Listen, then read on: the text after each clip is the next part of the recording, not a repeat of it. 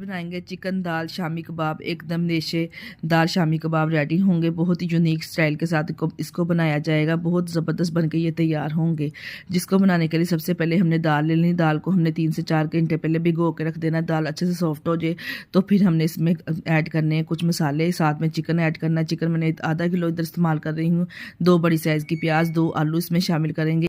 खड़े मसाले ऐड करने के बाद साथ में हमने इसके ऐड कर देने हैं स्पाइसेस, घर में जो रोज़मर्रा की रूटीन में डाले जाते हैं।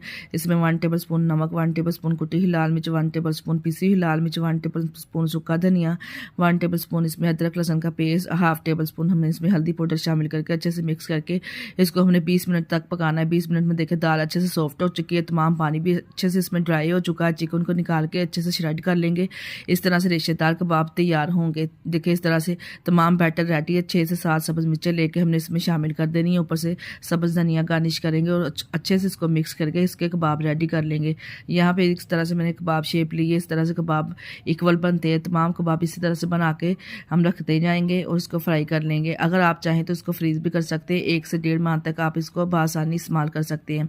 इधर हमें एक अंडा लिया इसको फ्राई करने के लिए। अंडे को अच्छे से फेंट लेंगे। थोड़ा सा इसमें नमक, थोड़ी सी इसमें कुटी हुई लाल मिर्च। इधर हम 6 से 7 टेबलस्पून ऑयल लेके इसको फ्राई कर लेंगे। 1 से 1.5 मिनट के बाद इसकी साइड चेंज करेंगे। जब इसको हल्का सा गोल्डन कलर आना स्टार्ट हो जाए दोनों तरफ से, तो अच्छे से देखें माशाल्लाह से कितने ज़बरदस्त लाजवाब हमारे कबाब तैयार हुए हैं। अगर आप हमारी फुल वीडियो देखना चाहते हो तो हमारी यूट्यूब पे चैनल पे जाइए।